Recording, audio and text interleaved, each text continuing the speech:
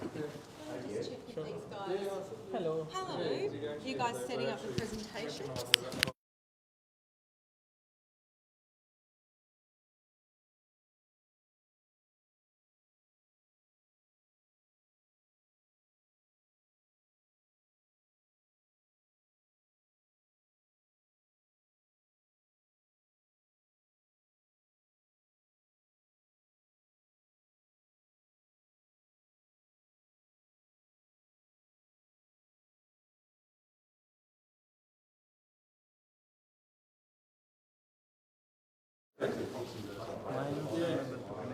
Apparently the cops can now QR code that and they can record it back straight to your... Good evening, everyone. Welcome to our May public meeting. Thank you for joining us. If you're tuning us on Facebook, welcome you as well. We thank you. My name is Henley Samuel, President of Gungahlin Community Council. I have Shah, who is from the Executive Committee, and we do have some apologies from the MLA. Leanne Castley sent an apology for today's meeting. We got a couple of good items for today, so we'll go through it very quickly. As you all know, this meeting is being live streamed on Facebook. Video recording is available on the link, and please do follow us on our Facebook and social media so that you can get up to date. What's tonight? We're going to talk about the updates on what's happening with the petition that we did, if you remember, calling ACT government to increase the resources on policing and also to get a new police station. As you all know, the current police station is very small and it can't fit the much needed resources, so we did a petition. And then we got speakers for tonight. We got Andrew Griffith, who will be giving us an update on Gungahlin East Precinct, who's the Director for Greenfields, and we have another update on GCC Community Recreation Park, which will be done by Angela, who's the Acting Senior Director.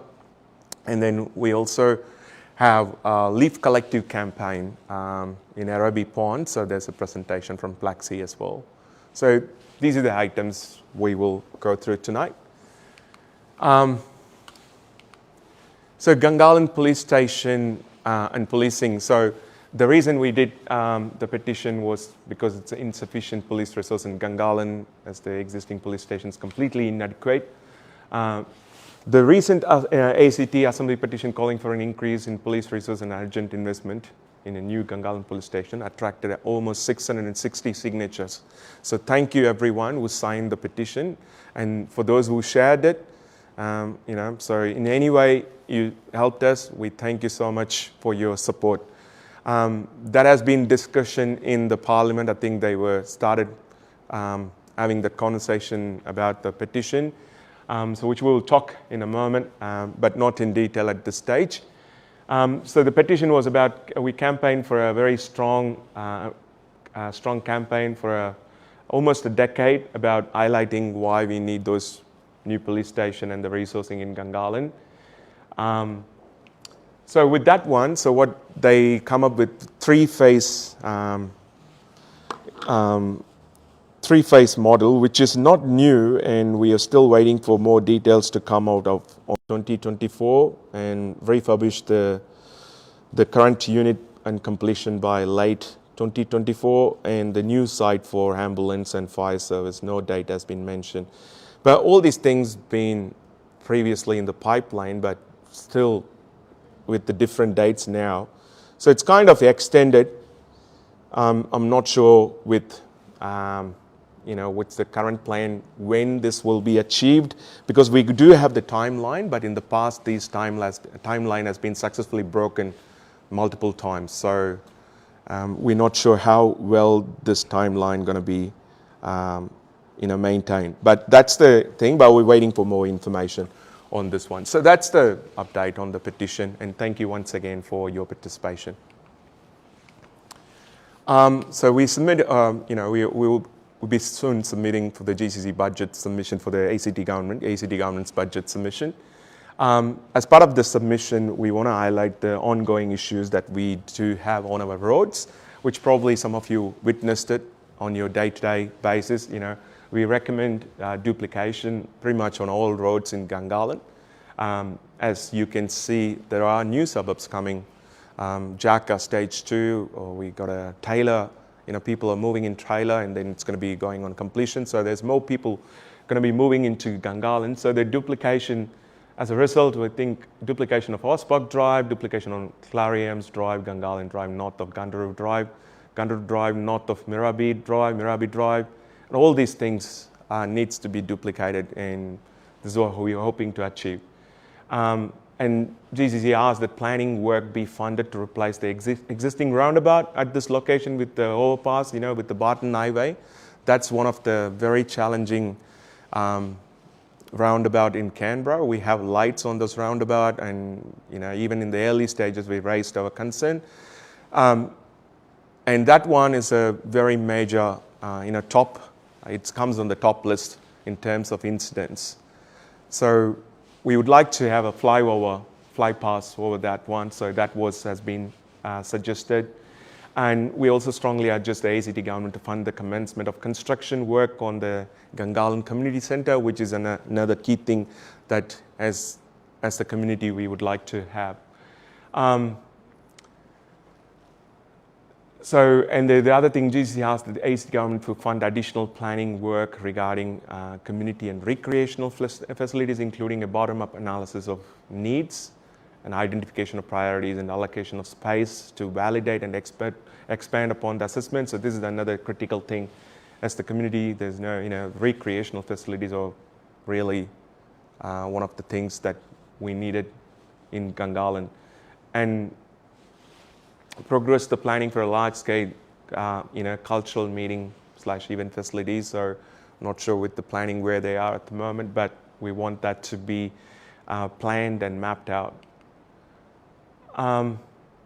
Also, we'd like to relocate some of those Commonwealth agencies. If they are about to finish leases, it would be better to be in Gungahlin, because Gungahlin, as you all know, if you compare to other districts, town centres, they all have probably some of those, multiple government departments. At the moment, we were able to only achieve the small department at the moment. I think more jobs for Gungahlin would be really helpful. As you can see in the morning, there's a huge exodus that happens in Gungahlin every single day for the people to, they go out of Gungahlin for their work and all kind of things because they couldn't find anything in Gungahlin. To establish a flexible workplace hub in Gungahlin as articulated in the Gungahlin Town Centre prospects of APS investment material. Also, ask the ACT government to work towards improving the linkages between town centres and other employment centres. So as you all know, that we do have light rail, but light rail only goes from Gungahlin to the city centre. But most of the job opportunities, not just in the city, people has to go to Brindabella Park, IT Park, or they need to go to the south. So we don't have at the moment, there's no connectivity between Gungahlin and other districts. So if you're in Tuggeranong, you might probably go to Warden, you can go to city, you can go to Belconnen, all those things are linked, connected. But in Gungahlin, we don't have those kind of facilities. So that needs to be considered as well. So that's one of those, another item. And that's the highlights from what we did as part of the budget. But hopefully this budget will have some kind of good news for Gungahlin, and because the community needs some of those things. It's very critical for the community, and hopefully it will be addressed as part of the budget. Without further ado, we'll get our speakers for tonight. We'll get an update on Gungahlin East President and Jacka Stage 2 and Kenny, Andrew Griffith. Let's welcome Andrew Griffith.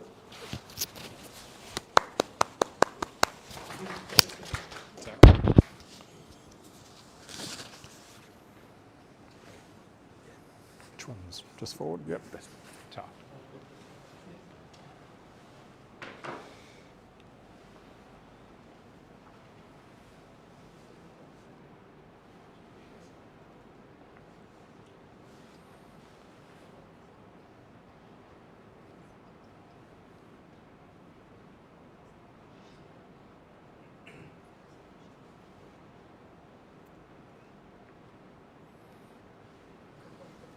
Excellent.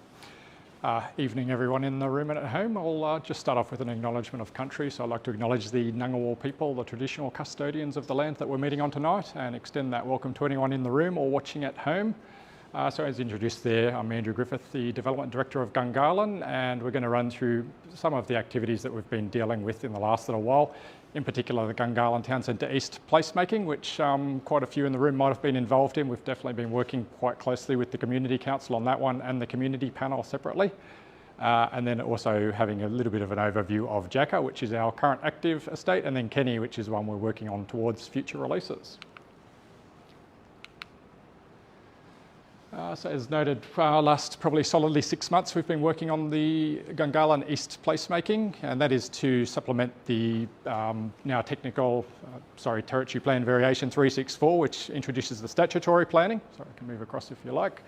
And then we're working underneath that statutory planning to help support good outcomes. Now, we've been working quite heavily with the community. Up on the slide, you can see quite a lot of voices across the last few months, over 300 voices across a diverse range of engagement, from workshops to pop-ups in the town centre and other elements. That one's now nearing its maturity, and we're starting to be able to distribute the place and design framework and the ambition that's come out of that process. So in terms of where we're up to in that process, we're probably a little bit further along into here towards finalising the place and design framework. There is quite a few different processes to get some formalisation of that. So there's some government processes still in terms of endorsement from stakeholders such as Treasury and planning and whatnot. And then there's probably some formal endorsement back through the community stakeholder groups and the like. After that, as you can see, number 3 there in the blue is the next stage in terms of release and delivery. So once we're confident that we've got the appropriate endorsement from all stakeholders, we'll be moving into possibly some consultancies around what that release program might look like, noting that there's probably still 10 to 15 years to mature the Gungahlin Town Centre East. So the next couple sort of stages after we're comfortable the place framework is solid and endorsed is then to map out what order you'll release things in, where we can attract investment from key anchor tenants, when residential might go up, all of those type of things. So they're kind of the next steps that'll be happening over the next 6 to 12 months. It's probably also worth noting we're expecting the new territory plan to come in towards the end of this year, and that does have some impacts towards releases. So there could be some either delays or reprioritising around that sort of December date when the new territory plan comes in. There's also possibly a little bit of work in the statutory planning phase once we've got endorsement on the framework towards taking the agreed position into the statutory planning to make sure that we're not saying one thing in the place framework and then the statutory planning's preventing what we're saying there, so that it all aligns. There's probably still a couple of little processes there before we see active releases in the Gungahlin Town Centre East. The next slides will talk to some other ones, but we do have some other releases that are outside of Gungahlin Town Centre East. So as noted, those who haven't dealt with the term before of the indicative land release program, that's what drives the SLA. We work as government's delivery arm for the indicative land release program. Each year there's a published land release program, and it typically maps out 4 to 5 years, with 1 year as the operational year that we work towards. So within this year, the key releases are 400 dwellings in Jacka, and then we had a couple of strategic sites in the Gungahlin Town Centre, which we'd been pausing till we could progress the Gungahlin Town Centre East process, as our CEO had committed to previously. And so up on the board there, we can see the 3 sites in the Gungahlin Town Centre East that were identified. So there's a commercial site in there, a community site, and a one site within Gungahlin Town Centre East. We'll talk through those in a little bit more. We are intending to release one of those blocks this financial year, but the slides will deal with this. That's going to be a 2-stage process, and when we say release, that means the start of the process. It's certainly by no means the defined position of what that block will look like or what the controls are. So the first block there is one of 249, so that's the largest community facility site that's left in the town centre. We're proposing to defer that one, subject to endorsement by other parts of government, as that one sits within the Gungahlin Town Centre East precinct that we've been working on. So we were pretty keen to completely finalise Gungahlin Town Centre East, get endorsement from all stakeholders before we took that one out, particularly noting it's the largest community facility site, and the Gungahlin Town Centre East work has identified some potential opportunities for key anchor community facility sites around these areas. So we did really want to knock that down before we start releasing sites that then might make it more difficult to achieve the intent of the placemaking work that we've been doing. So again, it's a pretty key site, and at this stage we're intending to not release that one this financial year, subject to endorsement. So I've covered most of those elements there. As I said, it's incorporated in the place and design framework, which will probably reprioritise what the community facilities look like, and we've identified some potential for a couple of major key anchor community facility sites. I don't want to get too much into the technicalities of the planning framework, but there's a overarching rule that says a total amount of community facility square metres rather than individual sites. So there may be opportunities to reprioritise the blocks and possibly get some better outcomes in terms of multi-use community facilities rather than individual sites. So block 1 of 228, which is a core commercial site, we are intending to commence the release process of that block this year. As said, it's a 2-stage tender, and the first stage is pretty well a filtering process of identifying the opportunity to developers who may have capacity to work on a site like this. And a lot of the key intent of that is towards the second stage will be quite onerous on the developers and also onerous on the evaluation panel. So we don't want a huge amount of complex tenders coming in from areas that are difficult to assess. So the first stage you'll really be looking to identify developers who have experience in the type and scale of that block, and general financial capacity, experience in mixed use, all of those type of things. It'll define the opportunity to people as well in terms of the general scale, so that developers will kind of understand the forward pipeline for government. It's presently geared up in the precinct code to have 2 mandatory floors of commercial.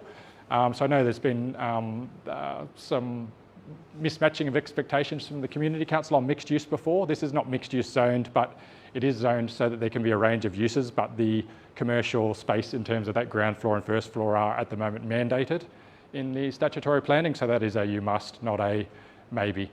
So we're feeling like the existing planning on this block is pretty good. It is identified as a change area in the new territory plan. So within that change area, we might be hoping to explore a little bit of extra height and things like that. But that is again subject to seeing what comes out in the new territory plan, and we've been engaging with that team quite heavily. So as said up on the board there's a range of uses that can happen on a commercial site. It can do the full range of community facilities. It can absolutely do residential, but not on those first 2 ground floors. And then across that commercial, you've got a broad range of office space to other things. The other little rule that's given a little bit of angst in terms of that 200 square metre limitation on scale is unlikely to apply to this block. We're intending to clarify that one before we take out the second stage, because as you might imagine, trying to do 2 floors on a block this size, which is about 10,000 square metres of commercial, is quite difficult if the maximum tenancy is 200 square metres. As said there on a few of the last dot points, it's high level of urban design, and the second stage of that tender will really look to flesh out some of the solutions to what might be the perceived issues with traffic, urban design outcomes, active frontages and things like that. There's possibly some other blocks in there that aren't as pedestrian permeable as we'd like in terms of being able to walk in and between blocks. So we'll definitely be exploring in the second stage of this key design outcomes towards guiding developers. So as noted there, 2-stage tender. We're intending to release the first stage before 30th of June. Again, that'll just be the start of the advertisement for the tender phase. The likely assessment of the second stage will have quite heavy design elements and possibly a reference design. We'll still work through that, and we intend to be back within the Community Council before that. There'll also likely be an engagement process as part of in between the first and the second stage, and we'll come back to the Community Council when we know a little bit more about exactly what that's going to look like. So I think our next couple of slides talk through the 2-stage process again in a little bit more detail. So we've been using 2-stage tenders. Sorry to step back a little bit, we've got a couple of options for methods of release. Typically in these commercial sites we'll either do auction or tender. There's a couple of other hybrids, but they tend to be the 2 typical ones. Auction can, if you don't have a really well-defined scope, potentially not get you the best result. It can possibly be price-led. You can do a lot of other things within the auction requirements, but tender really gives us a good opportunity to put a valuation down, put a panel together, work with the tenderers, stretch out the process so it's not a on-the-day type process. So as said, first stage is effectively more of a short listing of those with adequate competency and capacity to develop a site like this, history of delivering sites, their project team, things like that. And then the second stage will really get into some of those other elements such as the financial price, but then non-financial of design outcomes, minimum requirements, and their response to our principles of design and things like that. So again, we'll be back in front of the Community Council before we take the second stage out, so there'll be a lot more opportunity to see what our approach to this particular block is. And then further in there, we've got a couple of recent examples as we learn and have had good experience in these. So we've certainly been using this release methodology in Belconnen Town Centre, Whitlam Local Centre, Coombs and Wright Commercial Centres, Gold Creek, and to a lower scale, the Moncrief Group Centre and the Taylor Local Centre. As noted before, we had a couple of those blocks in the town centre that we're not intending to release. That's not solely the decision of the Suburban Land Agency, so there is formal processes for endorsing that. And then into the next year as well, government is currently considering what the next year's indicative land release program looks like, and as we have that one published, we'll look to be back in front of the Community Council just to talk through what next year looks like after June. Moving on to Jacker, so we're partway through the first release in Jacker in terms of the first 217 blocks for the ballot. So congratulations to all of those who pulled a high number in the ballot, and we'll be looking to take block selection and sale of those first blocks through. There's also a builders or developers auction programmed for later this financial year, which will be rounding out the 400 dwellings that we're intending to release in Jacker this financial year. Next financial year at the moment is published to be about 200, but there is some potential for that to change in the forthcoming indicative land release program, so it could potentially be provisioned over the next 2 financial years rather than 1 financial year, and we'll again be back in front. But effectively what we're going out with this year is most of what's called stage 1, which is up on the board there, so we're releasing pretty well everything there except for the local centre, because we wanted to do a little bit more work there in terms of making sure we get that one right. It's a pretty significant site. So a lot of the townhouses along here are going out, the key multis along there are going out, and a lot of the single res is also going out. There's a little bit of single res left over, but the bulk of what's up there on the screen right now is being released this financial year before 30th of June. Just to talk on that one really quickly for those not as familiar with Jacker, it's a pretty niche estate. There's only about 700 dwellings, of which 500 in this first stage. And because it's only a fairly niche one, there's not the broader facilities you might find in something like Taylor. So there's not a school within this one, but we do have provisioning for the future playing fields, a regional netball facilities, the local centre up there, and we're currently investigating some potential options for the southern site down here, which is the old Horse Park Homestead. Also moving into Kenny. Now Kenny's probably quite a few years away from release. It's currently programmed for the first releases in the 24-25 indicative land release program, but again that'll be subject to review as we move through our work. It's a deceptively complex process navigating the estate development planning, and our estimates are that it usually takes us around 3 years from the point where we are now to getting our development application approved, which would allow us to do releases. So we've officially got the project in the Suburban Land Agency, so that's within the mechanisms of government. The formal handover to us as a project has happened, and it's now with SLA to lead and deliver Kenny. Next couple of key milestones would be moving towards things like a master plan to guide what we call the estate development plan, and then the estate development plans, which are a really robust engagement process through government stakeholders, community stakeholders that start to lock down what the yield will look like, what the uses will be, where everything's moving. In saying that, there is a little bit of work that's already happened in that space, which are your structure plans and your concept plans, which start to dictate, I guess, the rough mad map in that space. But we'll have quite a few strategic points that we come back as Kenny is developed up. Probably the next stage would be after the master plan starts to solidify into an engagement process, and that's what tends to then drive some of the other outcomes. So as I said, that one's probably quite a few years away yet, and I won't spend too much more time on it because you'll get a lot more opportunity as we have better information available within that space. So I think that was pretty well us for tonight. Certainly happy to take any questions that are in the room or may have been popped up online.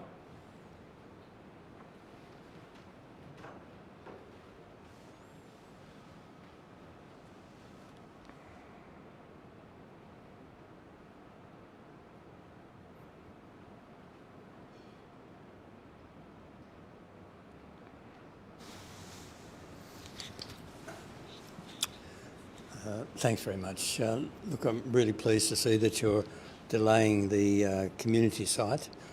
That's very sensible, considering what you're doing in the other area. That's really good. I got a couple of questions. Are you doing anything about that big vacant block that's been there for almost 20 years with no one doing anything? Okay, so this is the one over in the middle of the towers? Yes. Yeah, so that probably sits more actively with EPSDD, so the Planning Directorate. I think we have advised the Community Council a few times the appropriate pathway for jumping on that one. So that's typically a Crown lease endorsement by planning. So there'll be some provisions within there that have timelines around development. Now there is provisions to extend those timelines. I'm certainly not the expert in the Crown lease space, but the owner of that site is allowed to apply for extensions to those development timelines. And my understanding is, again, we're not experts in this space, but my understanding is through Territory Plan Variation 364, that site did get a change of use, possibly to match the tower type arrangement of the block surrounding it. So it's with a private developer presently, and we would expect that the Planning Directorate will work with them towards a development outcome. Yeah, it seems that if that does get developed, that changes what's needed in some of the other areas. Yeah. And it seems such a great pity. Quite possibly. So again, it's going to sit with the Planning Directorate to assess the development application and the surrounding function of traffic and things like that as that development application gets assessed. So probably not really one that SLA's in a position to talk on in much detail. I was interested in your release in Kenny. Yep. That you're giving blocks to individuals and to developers. Jacka? In Jacka, yep. Sorry, in Jacka. To individuals and to developers. What yep. about sort of community housing groups? Yep. Yeah, so there's published housing targets, so they get published each financial year. We do have some published housing targets in Jacka that deal with public housing and affordable blocks, no community at the moment. I'm not talking about those. I'm talking about, like I know there's one going into Dixon, a community cooperative or something yep. of that nature. There aren't any reserved for groups that might like to bid together? Yeah, so that's what the housing targets talk to. So typically the housing targets have three types of, well, possibly more than three, but three that I'm aware of, which is community housing, public housing, and then affordable. So within Jacka there's affordable and public currently published. We're exploring options for community. It is, it's a challenging landscape with market value and things like that, but there are some grant schemes that have made community housing somewhat more attractive in the last year or so. So we are exploring options in Jacka to potentially deliver maybe around 15% of the total estate will go to those type of housing arrangements within that public, affordable and community housing providers. Right. I know that the one in Dixon, it's restricted in the way in which they can actually do the financing. Seems very strange that you would put restrictions on it according to how things I'm not across financed. that industry in much detail, other than I do know the community in particular is a highly regulated sector there. So when they do go out for those type of releases, there's registration schemes and checking for those type of developers. And in Kenny, there's large areas of it's great that they're open space. Mm-hmm. Why are they there? They weren't there originally. Are they offsets for something else, or what's Are we talking the Central Nature Reserve possibly? Yeah, so I possibly need to look on a map. I can have a little chat with you offline about that one. But there is a fairly large nature reserve that's now been formalised in the middle of, or towards the bottom of what you might call Kenny. And that was as part of the Gungahlin Strategic Assessment, which looked at environmental issues across the whole district of Gungahlin, and then it's formalised what you call some offset areas, which are that particular offset area, if we're talking the same spot, is intended to protect legless lizard habitat, predominantly with some, I think, ecologically endangered trees as well within that space. So that's been formalised as a nature reserve. We can't really do much in terms of development in there, possibly some walking trails. And then outside of that, as we develop the estate up, there'll be some pockets of open space that we'll try to keep around registered trees and other bits and pieces. Thank you.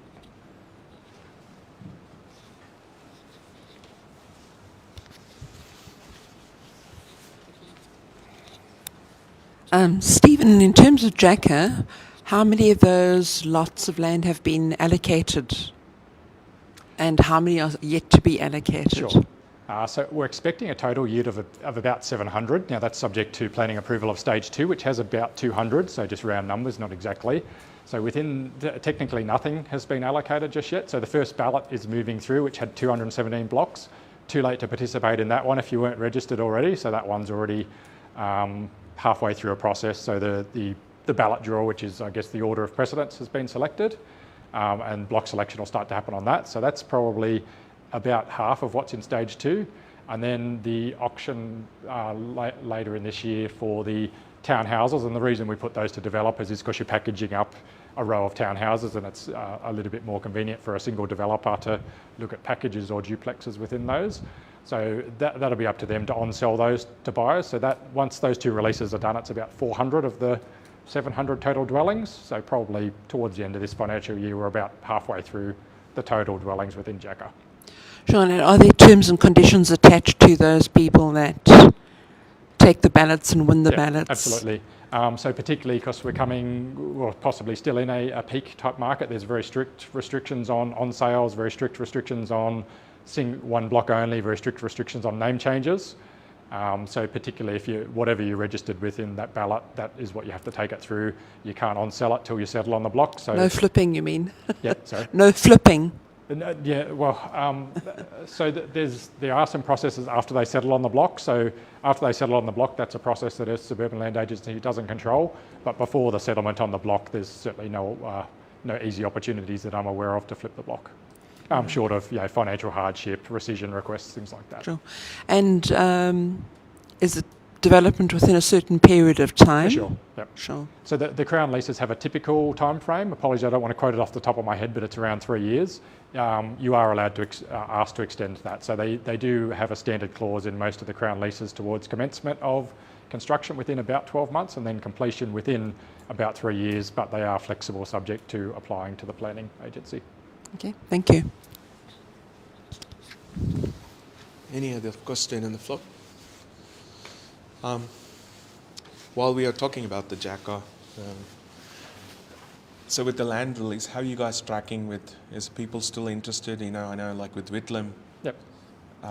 You couldn't sell, my understanding is a bit struggling at the moment because of the rate increase and stuff, so people didn't participate to there's a block selection. So is it the same case with the Jacka, or how are you tracking? Too early to tell would be the honest answer to that one. So we had strong registrations. It was about 4,500 registrants, so that's individual registrants across there. It's got slightly different pricing within Jacka to what Whitlam had, so it'll be interesting to see the uptake within the block selection process. So probably give us another month or two and we'll be able to report on what we're noting within the market there. So once the block selection appointments get offered, we'll be able to tell you whether we're having very fast uptake or not. Cool, thanks Andrew. I've got some questions from online as well. So let's finish this one. Sorry, it's jumping. Can you say something about, more about the possible uses of the Ausbach station? Yeah, sure. Look, it's possibly a community facility site, but we're really early on in the process of that one. It's probably a better one for us to offer to come back to the Community Council at a later date on that one. It's not looking to go out to market or have releases anytime in the short-term future. So I think as we progress through that one, it's probably better for us to come back and do a detailed presentation once we've matured some thinking around that site. We really haven't got that one too far off the ground. Okay, cool. And going back to those the blocks 1, section 228. Yep. So the question here is, will the public parking spaces that are currently on those blocks to be made available somewhere else or retained on the site when it's developed? Correct. So it presently has a mandatory public parking provision within the statutory planning. So that's in there at the moment, and presently how I would read it, the developer of that block would have to incorporate a number of public car parking spaces within that development. Cool. And last, because we had this discussion previously with you guys when we had the forum, we did raise some of the questions and stuff. So once once you address, I hope probably we'll do another presentation with some updates on that one. Is it? Yeah, so I would envisage between the first stage and the second stage, we'll look to come back with more detail around exactly what we're looking to put into sales packs, any level of engagement that we've done, possibly talk a little bit more in detail of things that I know people are concerned about in terms of that block is very close to the KFC, McDonald's, Kmart intersection, which is one of the probably ones that clogs up a little bit more within the town centre, and some other things. So I think we can give a more detailed presentation on that one closer to the second stage release. All right, cool. That's it from us, Andrew, because we will be having those conversations and hope that, there are any further questions like we can consolidate. If you receive from the community as well, come back to you. Sure. Yep, happy to take those at any time. Yep, excellent. All right. Thank you very much. No problem.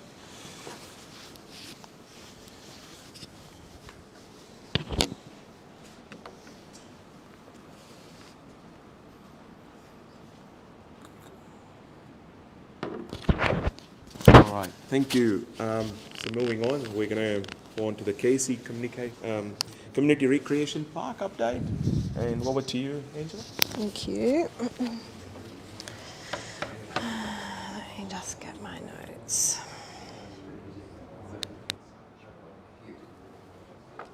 That way. Oops. Did you get it started? Thanks. All right. Hi everyone, thanks for having me tonight. My name's Angela and I'm in charge of delivering the KC Crip on behalf of the community and the territory. So what I can tell you at the moment is that we have an approved DA and that was closed in March of this year, and so that basically now allows us to start the works. And we're also just recently closed our construction tenders and we're assessing those tenders at the moment, hoping that construction will commence in June of this year, with an anticipated construction completion date by the end of this year, weather permitting, which is something that we're finding is setting back a lot of our projects at the moment. So that's just an update on those two things. Oops, here we go. All right, so location, as most of you would probably know, it's obviously in the suburb of Casey and it's quite a large site, so it's 9 hectares is the entire block there. However, the Crip only takes up 3 hectares or approximately 3 hectares within that site. And the site is obviously bounded by Plimsoll Drive, David Miller Street there, Yend Avenue, which is actually the entrance into the existing car park to the dog park, and that will continue to be the car park location. So what else can I tell you about that? I told you about the size. Now the block is actually identified as PRZ1, which is urban open space, so it is a site that's identified to be able to for a development of this kind to be put onto the site. So what you'll also, we also want you to know is that to the north of the site is an existing play space, and so what we've tried to do in terms of the design is link the two areas. So the existing play space has got barbecue and shelter facilities and some play opportunities for younger children from 0 to 9. The KC Crip will include play elements for younger children as well, but it also is an opportunity for older children and all abilities, which is what we're trying to offer in that space. Okay, so I guess the history of the site. The Crip was identified through the EDP process when Lend-Lease developed the land. What I do know about that is that the development deed only required the developer at that point in time to demonstrate that the site was able to hold a facility like this, which is what they've done. However, they weren't required to deliver it. So delivery of the Crip has then sat with the ACT government for delivery. I don't have any more details on that, so yeah, you can ask me, but that's all I know, sorry. So I guess it was an election commitment that was funded through the 21-22 ACT budget, and what we've then done is 2 rounds of consultation. So there was some previous consultation undertaken by an MLA. Our consultation was more broader than that and separate. So the 2 rounds of consultation, we undertook a your say consultation process where we basically asked the community, what would you like to see on this site that sits within the realms of what a CRIP can deliver. We also then ran 2 pop-ups. One was unfortunately cancelled due to weather, but that was at the Casey Marketown Shops, where we were able to speak with individuals on their thoughts about the CRIP. In terms of the online consultation, we had 307 representations, which is fantastic, and basically the overarching feedback was that there was a lot of support for the CRIP on that site. So some of the key features, I guess once we've undertaken that community consultation and we analysed what was already in Casey, so we don't want to be delivering the same kind of infrastructure, we want to deliver something different and also that caters to a broader age range and has more of that recreation-based activity. So out of the information that came from the Your Say, the key features that will go into the play space and the CRIP are, we've got an accessible toilet, we've got shade structure and barbecue and picnic areas, and they will complement what's across the road as well. So we recognise there is a barbecue across the road, but we also thought it was important to have one at the CRIP site. We've got play equipment for all abilities, so that's a flying fox and a swing that allows all abilities there. We've also got an emphasis on playing in nature because of the ecological value of the site and how I guess it's got that more of a natural feel. We really wanted to ensure that the play equipment that went in there matched that and wasn't, brightly coloured and just out of place in terms of how it's sat in the environment. We've got a multi-purpose court, so essentially it's a basketball court, but it's got several line markings on it, so there's abilities for other sports to be played on the basketball court.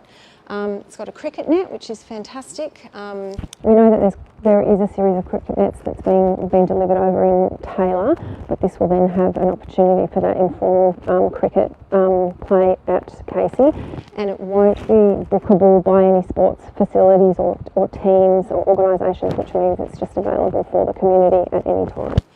It's also got a flying fox, and we've also got a grassed amphitheatre area, that includes that's irrigated and also includes an amphitheatre, so that I guess you've got some vantage points there and you can sit and watch your kids playing on the grass, or you can also get in there and have a go yourself. Okay, just bear with me to make sure I've given you everything I need to tell you. Yes. Okay, so this is an artist's impression of the PSP designs, or the preliminary designs that were prepared. One thing I will just mention is that the car park that's shown here is actually larger than what we will be delivering.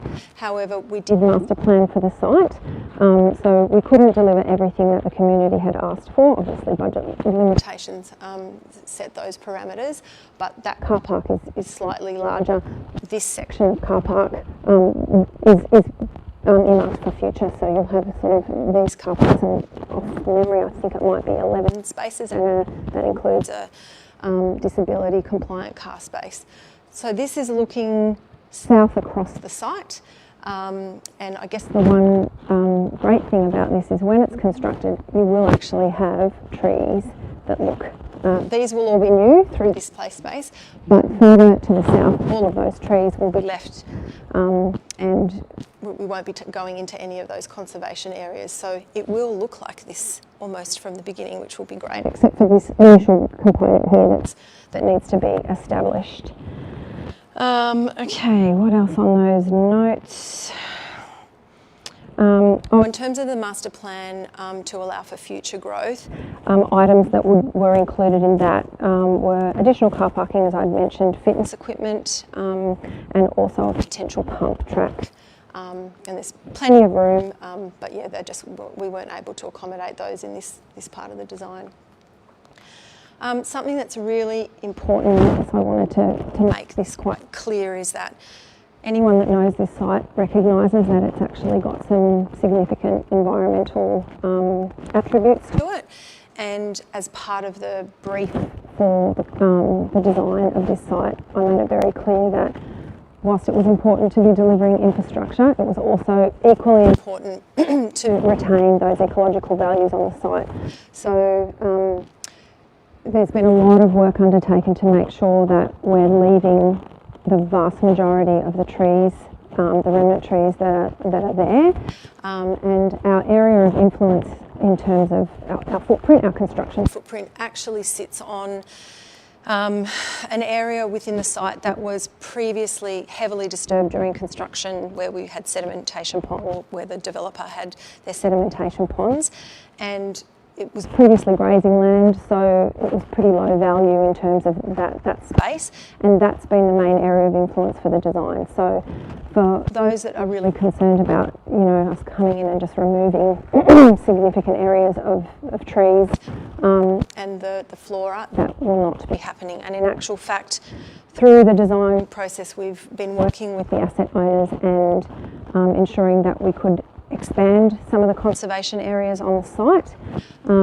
We've had some separate representations from Friends of Grasslands and some other land care organisations, and what we're attempting to do is create opportunities for those land care organisations to come in and actually maintain the site with us,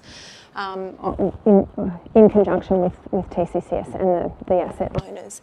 There's also a creek, a natural creek line that runs through the space. That will be retained, and in actual fact we will do some additional stabilisation of that bank and plantings. And we recognise that all of those things are hugely important to the community, but also there is a significant flora and fauna on the site. So one thing that we did have to undertake was an environmental significance opinion assessment, and basically that required us to have an ecological assessment of the site done. And part of that, what triggered that was actually, let me just find my words so I give you exactly what it was. There was potential for the site to contain yellow box red gum grassy woodland. So the way that you identify that is it's the type of trees, but it's also the understory planting that is what really triggers it. So that understory planting must be forbs and shrubs and herbs that are of a native nature, that they're native. When we undertook that ecological assessment, there were small pockets, but nothing to trigger that site that came under that ban. So. But just to be clear, that actually a lot of that area that includes those trees will remain untouched. So I think that's really important to note for those that have got some concerns about the site. What else can I tell you about that process? We also have had some individual representations about frogs and owls on the site and the way that those animals move through.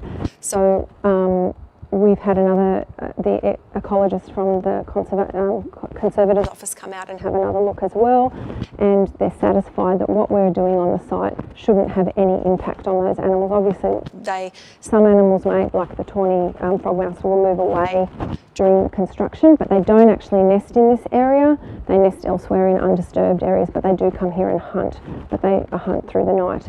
So I guess if anyone is concerned, we really have spent quite a bit of time investigating how we can keep our footprint small and retain the ecological values on the site. Okay, so keeping updated on the project. If you'd like to know more, you can visit our City Services website and go to select the Infrastructure Projects tab, and you'll be able to see just here, Casey Community Recreation. Click on that link and we'll just keep you updated there. If you do have any other concerns, you're more than welcome to email the community engagement team, who will bring those to us and we'll respond accordingly. That's it, I think. Does anyone have any questions? Excellent. I think it's 11 in total. I need to check that. Do you want me to come back to you on that one? Yeah, that'd be great. Okay. And the other thing as well, does this plan include the toilet? Oh, I forgot about the toilet. Sorry, yes it does. So the toilet will sit very close to the car park, and that whole area, for those that are aware, it's just got a dirt car park at the moment, and there aren't very good path networks that also lead to the dog park that's adjacent. So we will be upgrading the car park, putting in disability compliant pram ramps that take you to the toilet, but also facilitate better access into the dog park. So yes, there is a toilet.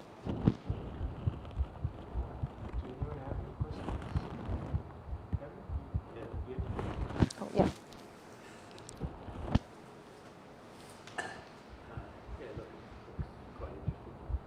One of the things that happens, of course, in all these things is that they do require maintenance, and they do require sort of upkeep and finding out whether the things are actually working. So, are you planning on putting in ways in which it will help people, the people in the future, keep track of what's actually going on in the home?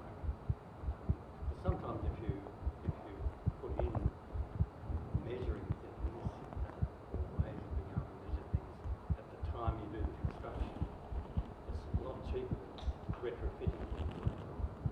Just wondering whether that goes in. Can you give me an example of what you mean? Sorry, I'm not 100% sure what you're asking. Ways in which you can you put in a flying box. How often is it used?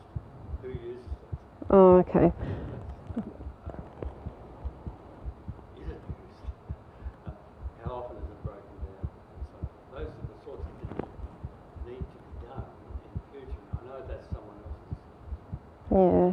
future. Yep. You're thinking about those things, then you can often do something at the construction stage. Yep. Good question, and absolutely that is thought of right at the beginning. So what we do is we work very heavily with the asset owners to understand what their maintenance requirements are into the future, so that we don't deliver something that will be a maintenance burden or very expensive. So we have the designs approved in an internal process. They go to those asset owners, and they make their commentary on whether they are happy with the types of infrastructure that we're including. And part of that design acceptance process is that we have to give them manufacturing warranties and understanding of the lifespan of those elements. The other thing too is that our city presentation team inspect our playgrounds on I think it's weekly, and it depends on the hierarchy of the play space, because that also depends on the usage, and the play spaces are inspected weekly, or sometimes more than that, depending on their hierarchy. But as part of a broader strategic process, we also then have playground upgrades. So a playground like this probably wouldn't need any upgrades for a minimum of 10 years, but it does sit with the city presentation team, and also then comes back to the infrastructure delivery team, or small upgrades are undertaken by city presentation. So absolutely there is a mechanism for the asset owners to track what they are getting, and also to maintain, to put in place measures for maintenance. One final one. The urban forest people, have they been contacted for discussions on some of the swales and things? Do you mean the internal tree team? Is that within TCCS? Is that who you're talking about? There is a group that's been doing things in O'Connor and Watson. Could be similar to Friends of Grasslands, who have contacted us. So as I mentioned previously, we facilitated some conversations there so that we can get land care groups involved, so that they can assist with upkeep. But also our urban tree unit do a lot of that work and with the community. And as I noted before, there's significant areas that we're keeping as conservation, and we will be, or not myself personally, but the urban tree team unit will be engaging with the community to come in and plant in those areas and also upkeep them. There was what reminded me of it was that there was an article in the Gardening Australia last week, or maybe the week before, on urban forests in Canberra Yep. with things, and they were the group that I was thinking of. I think originally there was actually discussion for an urban forest to be included, and as part of those discussions with the asset owners, we'd agreed that we would just continue to increase the conservation area, but not put in specifically a new urban forest, but just add to what was there. So that information has gone back to that group originally, and I believe that they were happy with the plans, which are to just increase the conservation areas and still have ability to, to have input.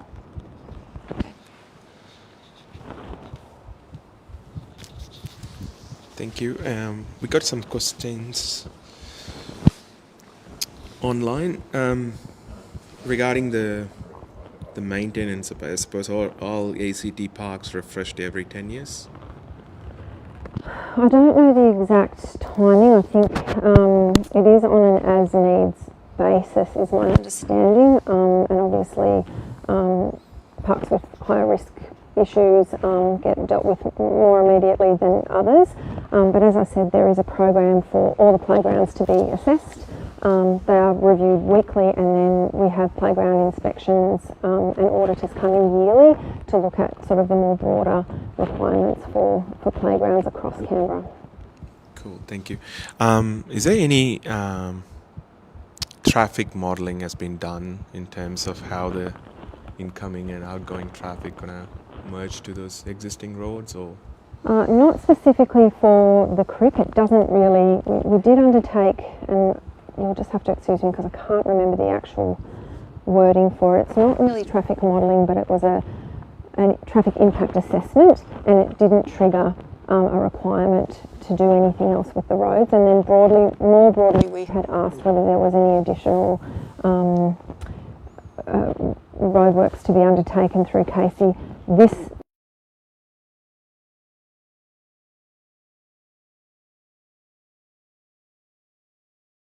Last question is regard to the time frame.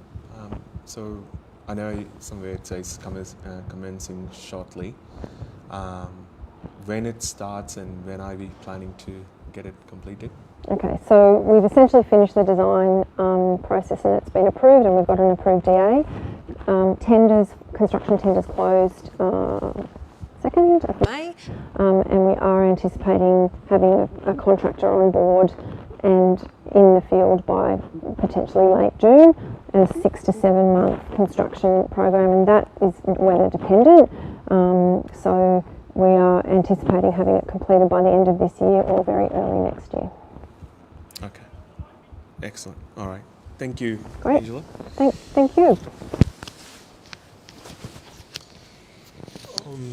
Andrew, we missed a question for you, considering you're still here. Is that okay? Like, it's regards to the Gungahlin Town Centre. What about the parking issues in the Gungahlin Town Centre in terms of those blocks? Sure.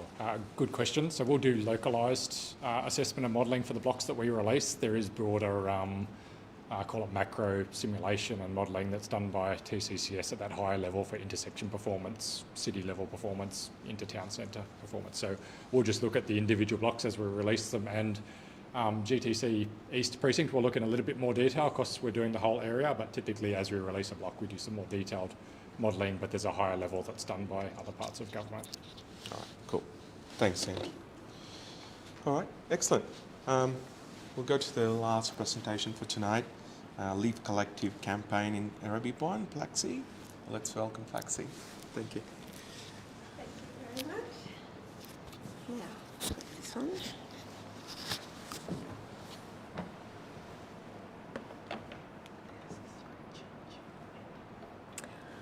Hi everyone. Hi everyone online. Are there many folks online? Yes, there are. Oh, that's excellent. I've got a few slides about, so I'm talking about nutrient pollution in the context of blue-green algae and other problems that it's causing in our urban waterways. I've got to learn how to work this. Sorry? Yes, that one.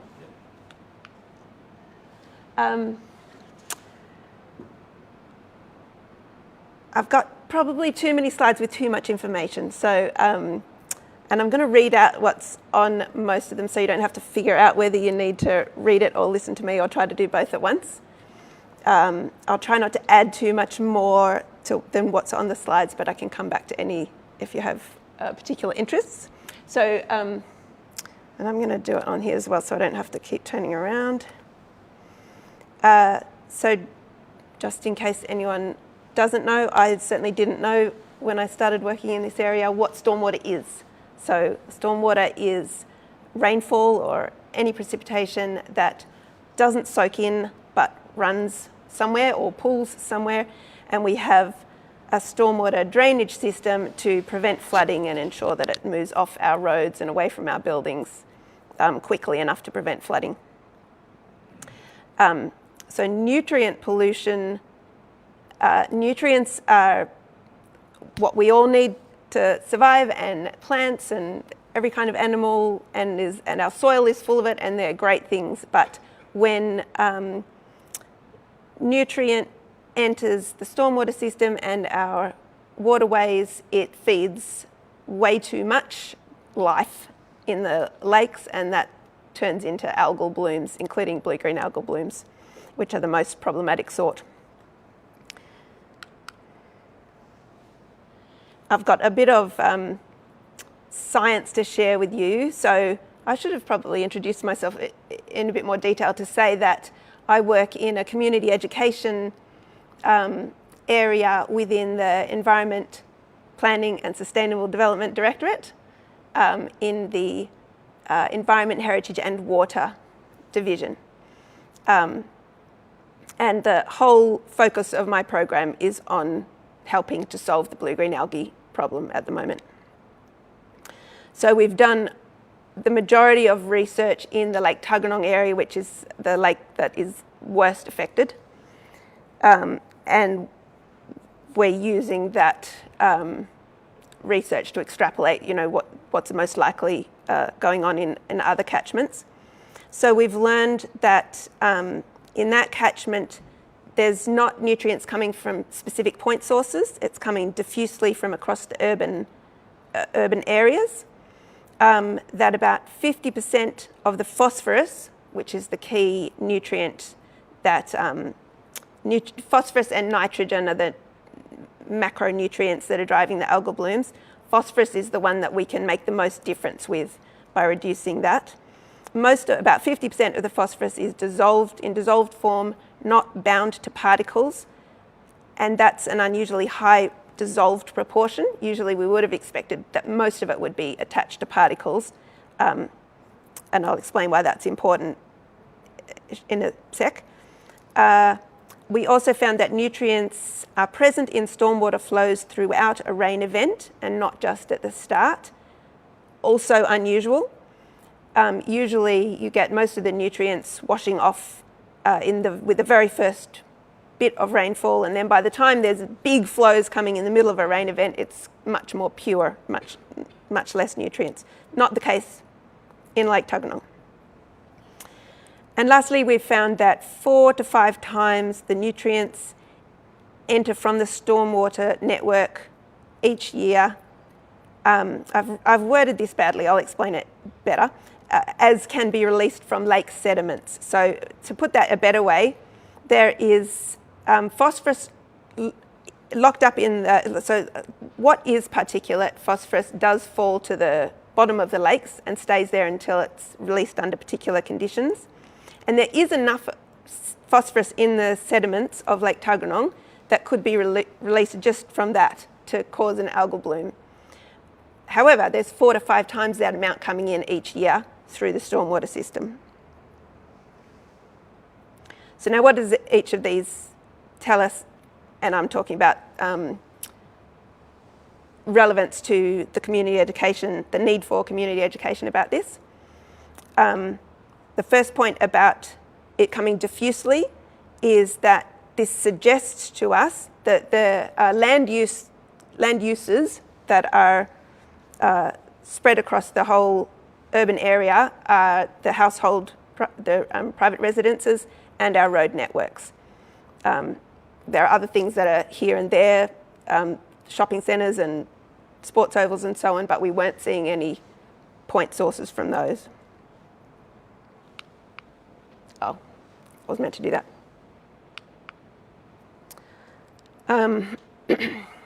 The second 2 points, phosphorus being mostly dissolved and coming throughout a rain event, mean that we can't only use constructed wetlands and other nature-based solutions to capture all of the nutrients, because the dissolved portion will flow through them, and when the flows are really strong in the middle of a rain event, we have to divert around them or they'll just get washed away.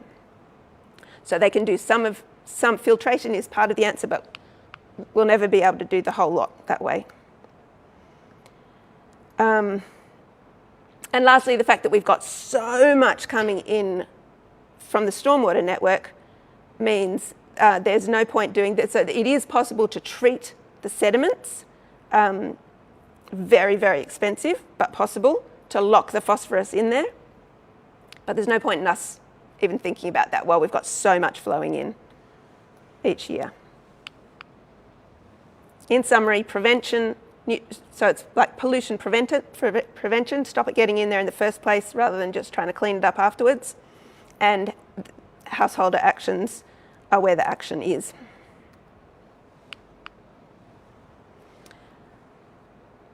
These are some of the likely sources of the nutrient pollution. We've got, and not in this order, we don't know what the order is, but we're working on figuring that out. We do believe that leaf litter and grass clippings, vegetation is going to be a large source. Fertiliser could be an even bigger one. Soil carries the particulate phosphorus, and there's a lot of soil erosion throughout, across, everywhere, basically. Animal wastes are a high source, and it's possible that sewer, broken pipes that, are just constantly leaking that people may not realise on private land. We know it's not a big source on the public land, but about half of it is on private land, and that's a possibility that we need to investigate. Then there are magnifiers of each one of these sources which increase the amount of runoff, which is the amount of impervious surface, roofs and roads and footpaths and driveways and paved courtyards and all the rest, and the slope. So a terraced slope will let a lot more water soak into it than an unterraced one, for example.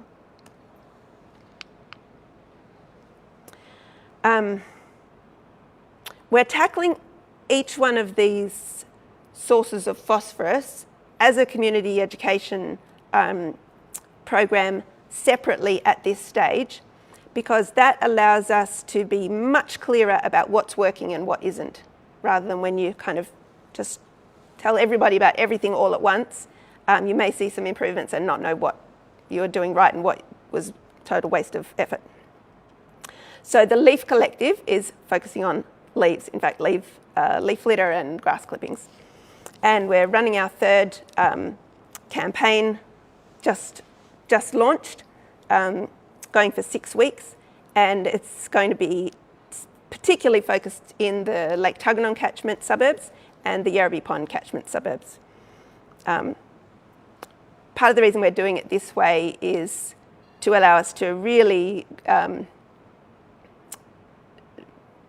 go hard in certain areas, not at all in others, and then compare the difference, and that's one of the ways that we can tell if we're having an effect. The Leaf Collective was actually developed by Griffith University and quite a lot of Canberrans through several iterations and focus groups, and a lot of community groups as well have partnered with us on this. I've just got some snapshots from the website here, and I've got the web address for you at the end. One of the things that we're doing is an adopt a tree or drain project, which allows people to put a pin on a map to make a public commitment that they're going to be looking after a particular street tree or drain, keeping it clear of leaves.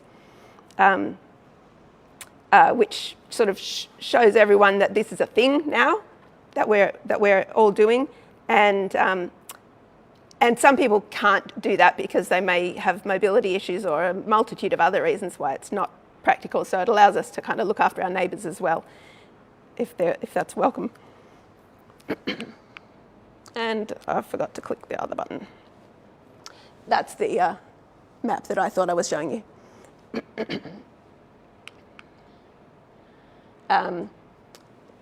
This is a small sample of the Get the Tools. Actually, the website's being updated as we speak, so it will look a bit different from that if you go and have a look, but you'll find that there's an offer for free leaf bags, for example, for the first, I think, 600 households that sign up, just a way to make the project of moving leaves around easier.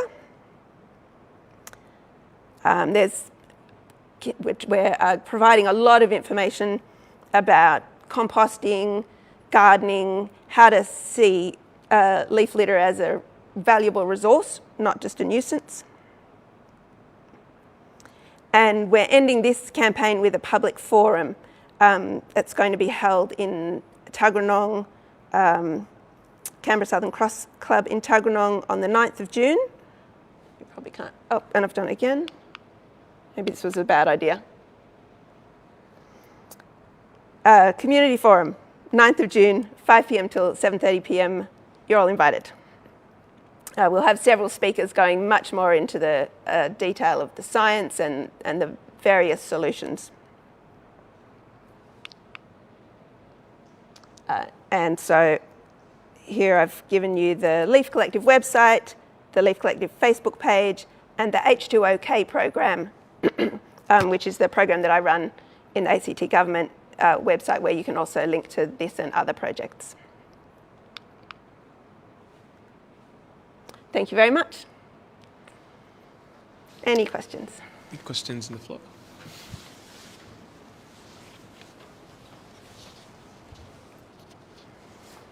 Sorry, can you just remind me of your name again? Plaxi. Plaxi. I noticed with Yarrabee Pond that certain times of the year it's really got a lot of blue-green algae, and they seem to have planted some floating like reed-type plantations, which seem to be, I don't know if it's linked to clearing up. Are they floating wetlands? Yes, I assume that's I think that's what we call eating up some of the nutrients that. Correct. Is that the main reason that it's cleared up very well, or has it got something to do with the rains? Something to do with what, sorry? With the rains, flushing the water. With why you've seen improvement? Yeah, I've noticed that certain times of the year it's really bad, the blue-green algae in Yarrabee Pond. I've noticed it's cleared up. I see that there's been these floating wetlands, which I assume is, taking up some of the nutrients from the phosphorus and that. I have to start with a confession that I am not very well versed on the Yarrabee Pond ecology.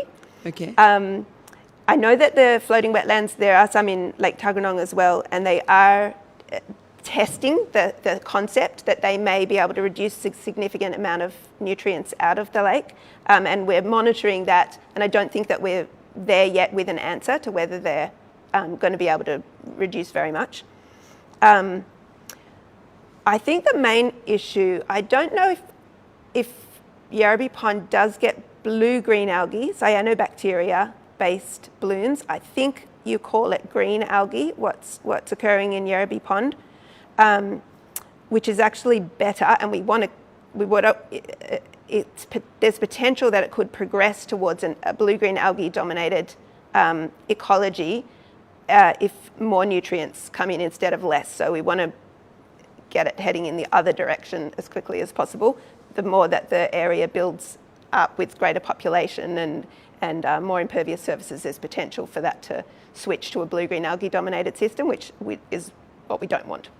And just what about the water flashing through? Because I thought maybe some of those nutrients are caught up in the soil, and maybe that's coming downstream. Or was some of this being, solved through the rains, and the rains sort of flush out the water and... I think, and you'll learn much more about this at the forum, so take what I say with a grain of salt. But yes, every time we have a lot of rainfall, we have potentially nutrients in, depending on what's in the catchment, but also a flushing through effect. and it depends on a lot of variables. So I can't tell you, but I know you'll be able to get that answered at the forum. All right. Okay. I Thank you. apologise.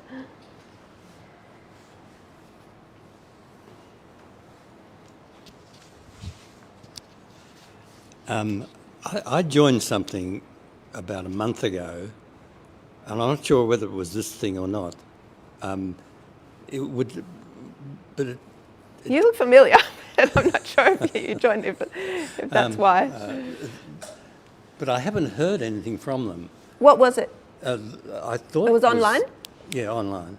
Was it a possibly sign up for a leaf bag when it launches, or something like that? Oh, maybe that's what it was. Because the website's been up for a while, but the campaign wasn't launched. But we were saying if you know that you're going to want one of the leaf bags, put your details in now, and you'll get it once we launch. Didn't get anything like that. I'll go back and have another look. Yeah, I'll okay. go there. Yeah. But my particular question is, what about the Gungahlin ponds, the ones that are near the lakeside?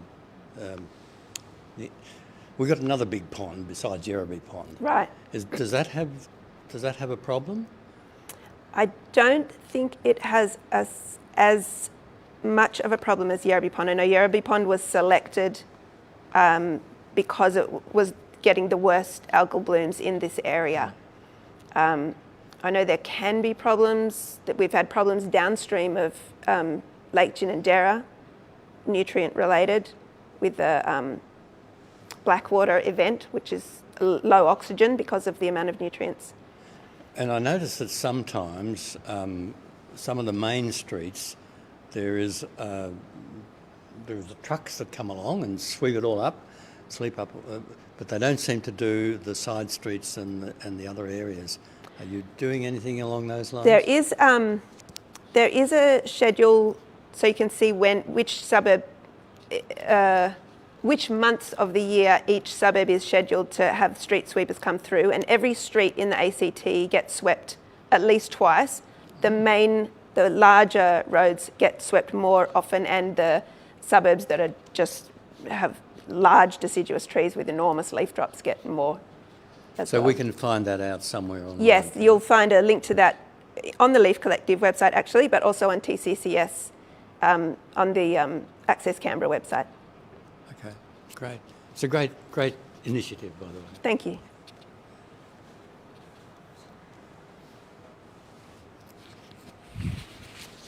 Thank you. With the Leaf Collective, the bag that you're talking about, how many bags you get? One or two. One or two. You can choose. Okay. So that's the bag you use for put it in the bin, or? No, this is it's a reusable, very durable, quite large bag that you can use to store leaves for as long as you like, or just move them from one place to another, so you can use them to take them to your green bin or your compost bin. And with the bin, at the moment, you have to pay some money to get those bins. Like The green bins? The green bins. I know government been spending money on the other things and stuff, so when are the residents are expected to get those ones for free as opposed to paying extra money? Yeah. Like from my memory, it's $50 or something. $50, that's right. Yeah, I don't know if there's been an announcement about that. Do you know? No, I'm sorry. Can't tell you, but I'm keeping my ears out for that too. Yeah, like I think if it's I think it's a great initiative, and then probably they can ask people to register for those bins if they want to, and see how the community reacts, because what I understand, most of the times people put those things on the normal bin. Put a leaf litter into the normal bin. So I think these kind of initiatives would help the community in a productive way. Just for you to put comments on your team or escalate to the government in terms of Will do. Yeah, cool. I think we haven't got any other questions on Facebook for you at this stage. Thank you, Laxi, for your time. My pleasure. Appreciate that. Yeah. Thanks very much.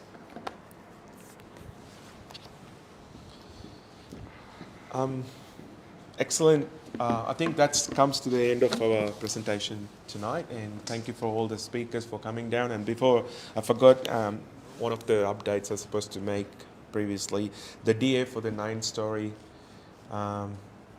development in Casey has been refused. So for people who've been following, yeah, so there you go. So that's an update I want to say as well. But other than that, thank you especially for all the speakers, and thank you for coming down face to face especially, and if you're tuning up with your dinner, thank you as well. Thank you everyone, thanks for joining us, and we'll catch up on you next time. Thank you and God bless, good night.